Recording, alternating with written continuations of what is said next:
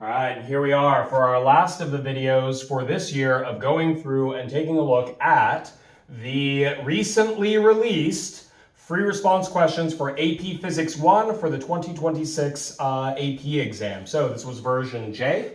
Once again, if you haven't watched any of the previous ones, so I'm kind of repeating myself, but I have put together what I think is a good representation of the grading rubric. It is not the official grading rubric. So far as I know, that hasn't been put together yet because the reading won't happen for another couple of weeks. So we're going to go through and take a look at our very last one. But this is insight into how a lot of the grading rubrics are actually structured. I don't know if any other people, I know a couple of other people have already put together video walkthroughs on this, but I don't know if anyone's taken the time. I spent a couple of hours looking up old grading rubrics and doing my best estimate of what the breakdown of the points would be and doing a couple of walkthroughs on that. So taking a look at this. Question 4, the QQT, which is short for Qualitative Quantitative Translation. This is a very common one, and especially for AP1 and AP2. Part A, they're going to, for the entire question, they're going to introduce kind of a prompt. This one is working with spinning tops. In Part A, they will ask you to make a prediction about this problem and use your words, justify. So remember, when you see the instruction word justify, you need to use your words. Equations and diagrams and all of that are nothing unless you have words supporting them. So in part A, you use your words to explain what you think will happen. In part B, you derive an expression that mathematically is related to what you had found in A, at least usually. And for AP1 and AP2, part C is usually, not always, but usually having you compare your answers to part A and part B to see if they interact with one another, with a specific focus put on you showing that you understand mathematical applications on that. Now, I forgot to mention the point values for some of the other questions. This one is worth 8 points, pretty much like clockwork. The first part, part A, will be worth 3 points. Part B will be worth 3 points. And part C will be worth 2 points. And we'll see kind of the breakdown on that. For APC, it is not uncommon for them to actually switch out part C to, instead of comparing your answer to part A and B, they'll ask you something new and different and ask you to relate it to what you found in a previous part. So APC, it might be a little bit different, but this core idea still kind of follows along with it. Also for APC, expect that your part B will be significantly less pleasant. Not that this is going to be incredibly pleasant. Okay. Toys X and Y are free to rotate with negligible friction about a vertical axis through the center of each toy. The upper portion of each toy has a radius R0. So we have the diagram down here where both of these have a radius R0. Basically, they're more or less the same size, roughly the same shape, but one of them is going to have its mass set up a little bit differently, as we're about to see, as shown in the view in figure 1. A string of length L0, so some string that is a given length, is completely wrapped around the upper portion of each toy.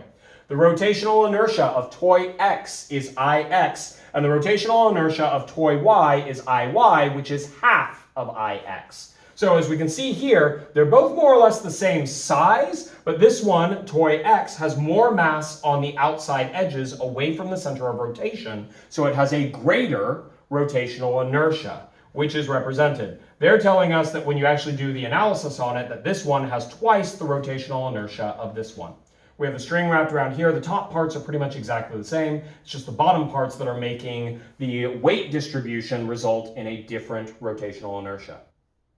Toys X and Y are initially at rest. A constant horizontal force of magnitude F0, shown here, is exerted on the string of each toy, which causes the toys to rotate, as shown in the overhead view in figure 2. The axles of the toys remain vertical as the force is exerted on the strings. Basically, this thing doesn't tip over. The strings do not slip as the force is exerted on the strings. When the string loses contact with the axle of toy X, the angular speed is omega x. Same thing for Y. When the string loses contact, we have omega y. So in this case, we have that we're pulling to the side with the string wrapped around at a radius of R0.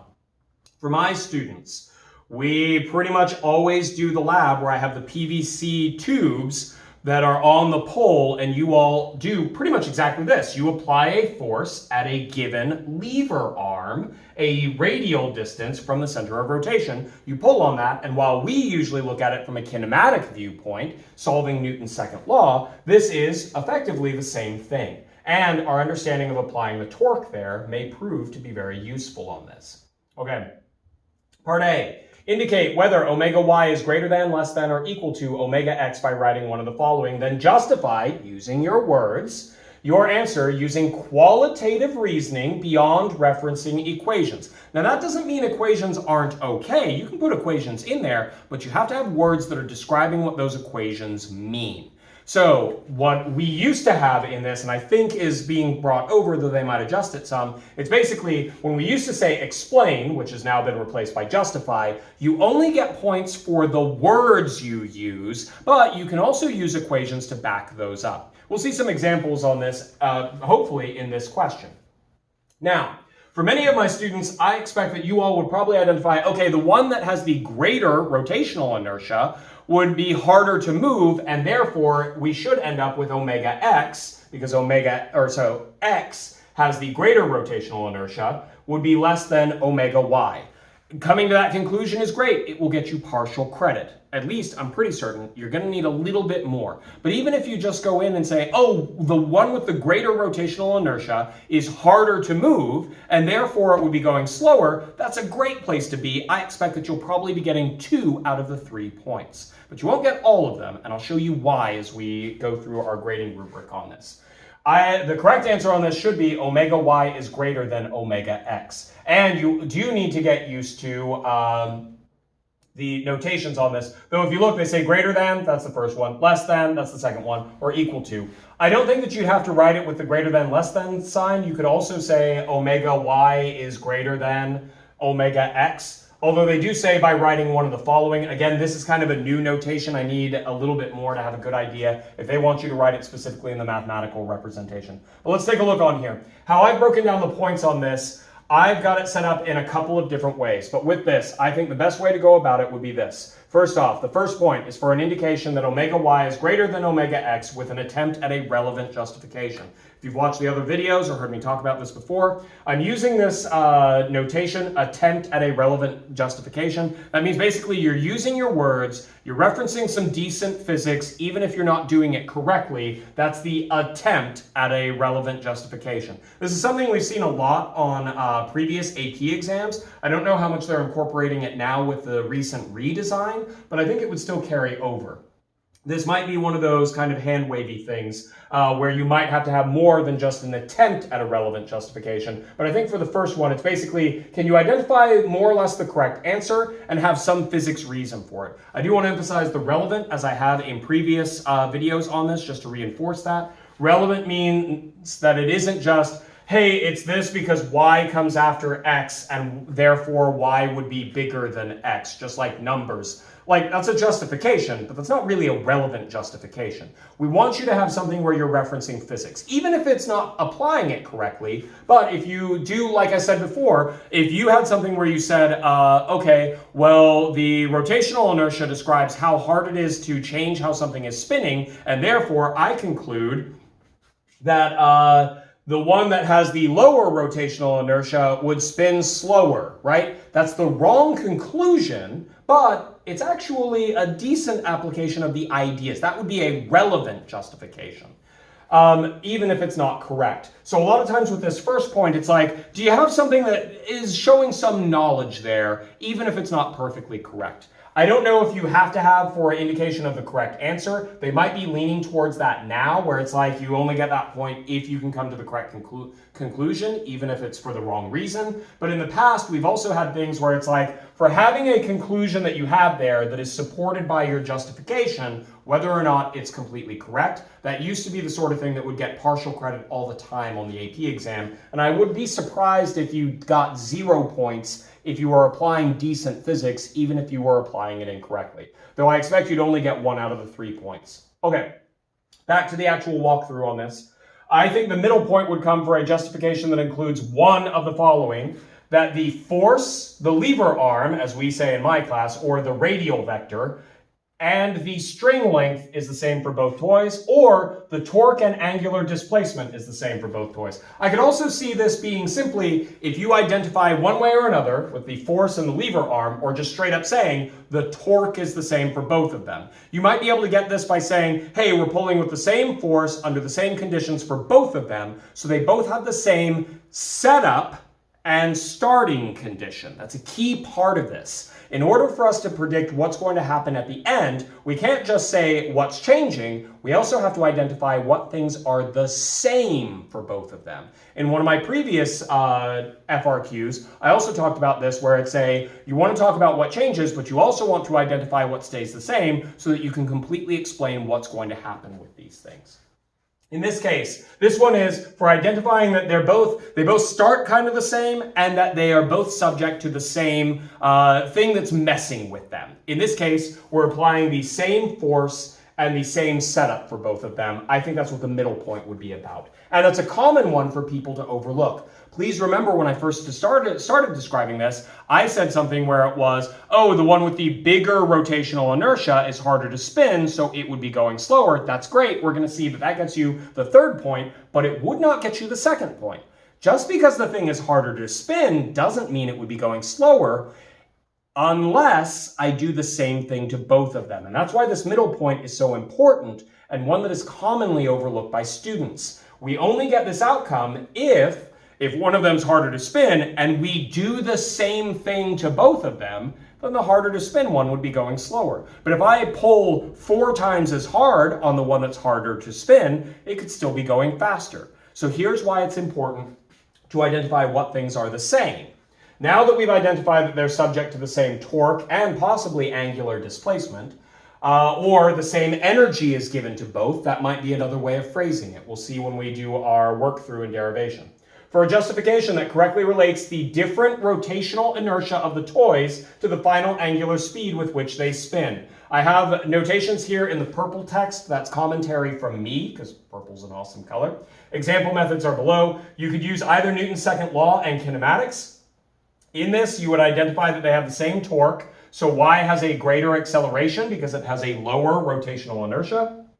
And therefore, because it has a greater acceleration, but they both start from rest and they're both spun through the same angular displacement, you would end up with a greater final speed. I don't think you would have to say all of those things, but you do need to identify that some things are staying the same and then how that would carry over. Or from an energy viewpoint, they both have the same torque and angular displacement, so they receive the same energy, and thus the one that has the lower rotational inertia for the same energy would have to spin faster. Those are both ways that you could approach it. I will say this, I actually wrote all of this up before I finished reading the question. Here's another thing, for AP1, I don't expect this for APC, at least not likely, but in part B, maybe when you're doing this, skip over part A, or when you're done reading part A, look at part B, because they straight up told us, starting with work energy theorem or Newton's second law in rotational form, derive an expression for the angular speed omega x. Well, that gives you an idea of what methods would actually solve this. I wasn't paying close attention, and I used to have a third item in here where I was looking at torque and time to do angular impulse. But then I realized we're not told that the time is the same, and so I actually deleted that from it, and the time wouldn't actually be the same. So I had to backtrack, and it was just Newton's second law on energy, work energy theorem, and that's what they lay out here. Okay, so in part B, I've got the following. I'm going to go through at least a little bit of a derivation on this, but I will say this. We've got the steps in here. I have it, and this is kind of common for the latest versions of the AP exam, where if you're solving it with Newton's second law, here's one thing where it says, for a multi-step derivation that includes one of the following, Newton's second law in rotational form, and I write it out here, or the work energy theorem, and I write it out here. So if you're doing one of these, you're not likely to be doing the other, and therefore you would get this 1 point for doing it one approach. For steps that include one of the following, and here's where I expand on that. A correct expression for the net torque applied to the shape about the axis of rotation, which is something you would need for Newton's second law, and possibly for work energy, depending on how you're doing it, or a correct expression for the work done by the string. So in this case, I have it simplified as our force times our displacement, how long the string is, and that would be equal to our final kinetic energy minus our initial kinetic energy. So one of these is kind of the next step for doing Newton's second law. The other is the next step for doing work energy theorem. And the third point, for steps that include one of the following: an appropriate kinematics equation to solve for the final angular velocity, or a correct expression for the final kinetic energy of toy x, which would be 1/2 ix omega x squared. These are guesses, but I think that's more or less how they would shake out. Please note, I'm saying that I don't think that you need to get the full correct answer to get credit, though that might be something that would be applicable. I have been seeing this recently, that they have scoring note. A correct, isolated final expression for omega earns points B2 and B3. It will not earn point number 1, because that's the one where you are told to derive, where you have to start with these and show your work. So if you start off and you show the setup and do a multi-step derivation, if you're skipping a few steps and we see the correct end answer, you can get full credit at least sometimes. I do recommend showing your work just to be safe. Okay, on this, I have in my grading rubric, here's an example response applying Newton's second law. Here's an example response using work energy, doing it the thorough way, using work done as an angular application of work, where we have torque applied over an angular displacement. That being said, I'm going to go through and show us real quick a shortened version of this, that our work would be equal to K final, KE final, minus KE initial, in the notation I usually use. Our work would therefore be equal to 1/2, not m, because we're looking at spinning, come on, ix omega x squared, minus 0, because it starts from rest. Okay, so I can basically just ignore the 0 there. My work, I achieve work. I can look at this several ways. I could look at it as a force applied over a displacement. Well, I've got the string wrapped around, and then I pull on the string with a force F0. It is a constant force, so my work would therefore be equal to my constant force, F0, times how far I apply this over. Well, I continue to apply the force so long as the string is in contact with the thing, so I apply it for a total distance, displacement I should say, equivalent to L0.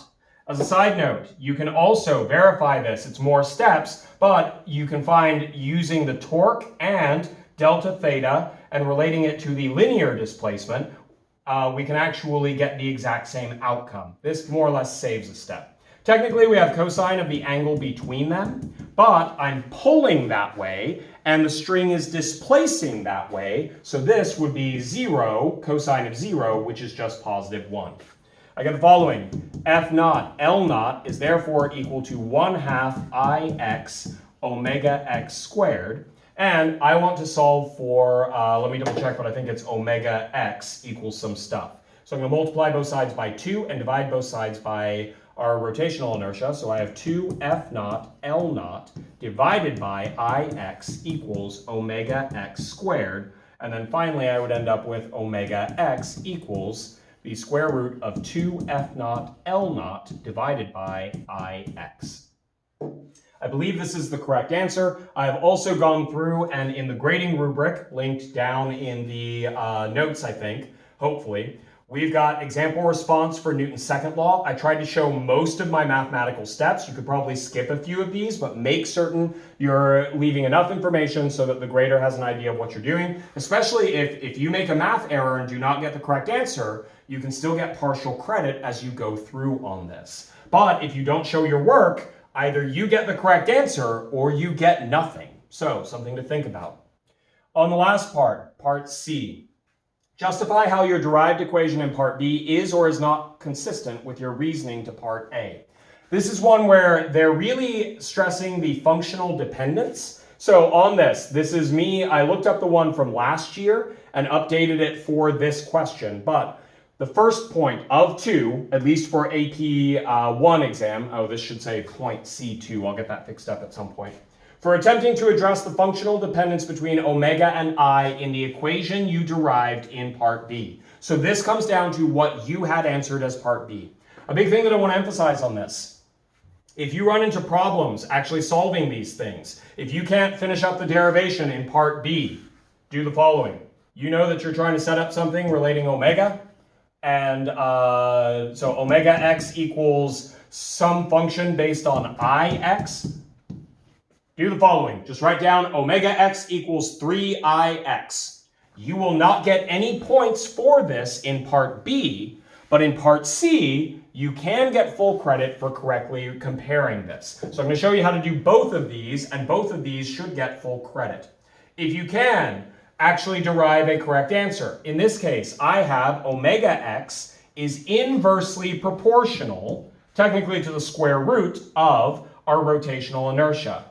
So I could say things like inversely, or inverse, or inversely proportional, or related, inversely related. I could talk about the rotational inertia. I is in the denominator. And therefore, as I gets bigger, if I put a big number here, then that would make this whole thing be smaller. Big I results in a lower omega for this equation that I have in part B, the one that I actually derived. So going into this, my grading rubric, which is mostly copied from last year's release stuffs to try and get the best notes on it, for attempting to address the functional dependence between omega and I in the equation in part B. Just for trying, even if you don't get it right, please note it says for attempting to do that. Scoring note, it is not necessary to use that functional dependence correctly. In other words, even if you mess up on it, you can still get this point.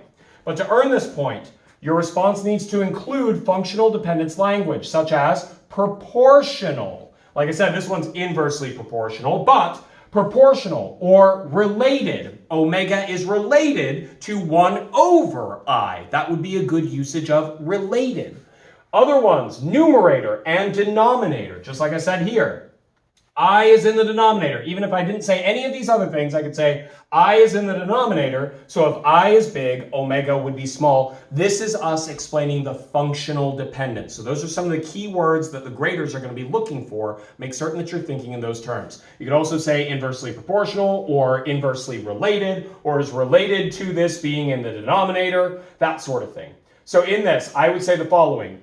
Based on my equation, the angular velocity is inversely proportional to my rotational inertia. Therefore, a big rotational inertia would result in a low angular velocity, which is exactly what I predicted in part A. I said the one with the big rotational inertia would have the low angular velocity. Let's take a look at our grading rubric. The second point, for correctly using your functional dependence, to evaluate the relationship between omega and I, consistent with the expression derived in part B. That's an important part. They don't say that you have to get it correct for everything. They say that you just have to correctly describe it compared to your answer for part B, and then correctly compare that to the claim in part A. The answer is not always they agree. It could be something very different. So for instance, if I had trouble in part B and I ran out of time and I just said omega x is equal to 3ix, I would say the following. I would say that omega is proportional to ix. So big rotational inertia equals or results in big omega. And then, because in part A, I said the opposite, for me to get full credit with this on part C, I would have to say this disagrees or does not agree with part A. Because in part A, I said if you had a big rotational inertia, you would have a small angular velocity. This would get both of the points in C. Now, you wouldn't get the points in B because this is not the correct expression. The worst thing you can do on question 4 is leave A and B blank. If you don't know what to do on the answers, write something in there, something that's vaguely appropriate. Even if it's wrong, you can't get the points on A or B without having good work there, but In order to get C, you have to compare those two. Hey, if you don't have anything better, write something that you can easily compare. And if it disagrees, tell us that it disagrees. And you can get full credit on part C. Because please note, on part C, the grading rubric says, for attempting to address the functional dependence. So on this one, if this was my answer to part B, omega is proportional to I, well, that's the functional dependence. So I get the first point. And for the second one, I am correctly predicting that if I gets bigger in my equation, omega gets bigger, and that would be in disagreement with part A. That is exactly what the second point is talking about. You get points for being able to understand what an equation says and be able to apply the ideas on it and compare it to something else. Okay, that is question number 4, and thus concludes our look through of the free response questions for the 2026 AP1. Until next time.